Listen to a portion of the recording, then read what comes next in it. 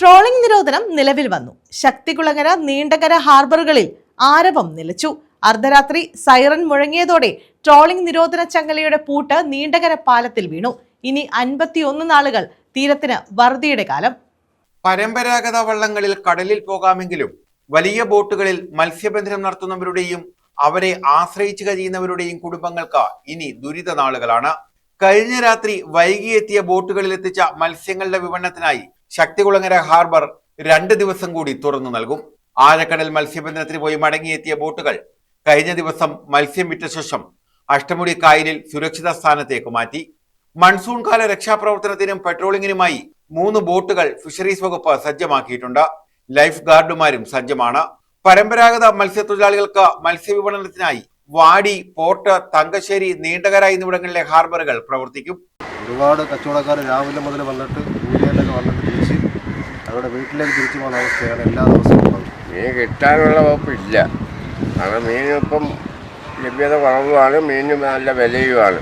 അതിലുപരിയെന്ന് വെച്ചാൽ കച്ചവടക്കാരുടെ കാര്യം ഭയങ്കര ദയനീയ അവസ്ഥയാണ് ഇപ്പം. ഈ 52 ദിവസം അടച്ചിടുമ്പോഴത്തേന് നിങ്ങളുടെ 52 ദിവസം അടച്ചിടുമ്പോൾ കച്ചവടക്കാർക്കുള്ള ജീവിതങ്ങൾ ഒരുപാട് വഴിമുട്ടും.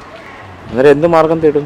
മാർഗം തേടാന്ന് വെച്ച് കഴിഞ്ഞാൽ ഇവിടെ രാവിലെ വരുന്നു, നമ്മൾ വൈകുന്നേരമൊക്കെ ഇരുന്നിട്ടാണ് നമുക്ക് ചിലവും കാര്യങ്ങളൊക്കെ ഉണ്ട്. അതെല്ലാം കഴിഞ്ഞിട്ട് അതിൻ്റെയൊക്കെ ബുദ്ധിമുട്ടുകളുണ്ട്. നമ്മൾ പിന്നെ കാര്യപ്പെട്ടിയായിട്ട് പോകുന്ന ഒരു പരിപാടിയാണ്. ഈ സർക്കാരിൽ നിന്നും വല്ല ആനുകൂല്യങ്ങളെന്ന് പറഞ്ഞാൽ നമ്മളെ സർക്കാർ ഇപ്പം ഇങ്ങോട്ട് വന്നതല്ലേ ഉള്ളൂ, പുതിയ സർക്കാർ ആയതല്ലേ ഉള്ളൂ. ഇനിയിപ്പോൾ കാര്യങ്ങളൊക്കെ മുന്നോട്ട് പോകണ്ടേ.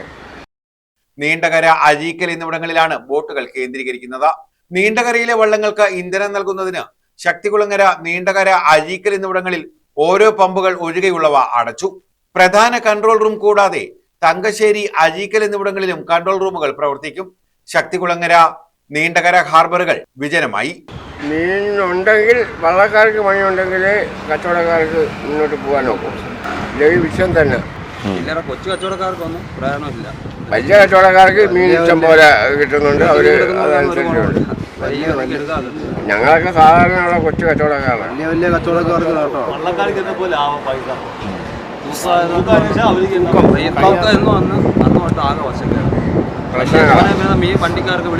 കേന്ദ്രമായിട്ട് സർക്കാർ ഇടപെട്ടുകൊണ്ട് ഈ തൂക്കം മാറ്റാനുള്ള പരിപാടി സർക്കാർ ചെയ്യണമെന്നുള്ളതാണ്. വലനെയ്ത്തുകാരും ലോഡിംഗ് തൊഴിലാളികളും ഒഴികെ മറ്റാരും തന്നെ ഹാർബറിലില്ല. മത്സ്യം ബോട്ടിൽ നിന്നും ഹാർബറിലേക്ക് മാറ്റാൻ ഉപയോഗിക്കുന്ന അലുമിനിയം കുട്ടകൾ കഴുകി വൃത്തിയാക്കി ചുമട്ടുതൊഴിലാളികൾ ഷെഡുകളിലേക്ക് മാറ്റി. ഹാർബർ വൃത്തിയാക്കുന്ന തൊഴിലാളികൾ ലേലഹാളുകൾ ശുചീകരിച്ചു. പോലീസ് കാവലും ഇവിടെ ഏർപ്പെടുത്തിയിട്ടുണ്ട്. ന്യൂസ് ബ്യൂറോ, കൊല്ലം.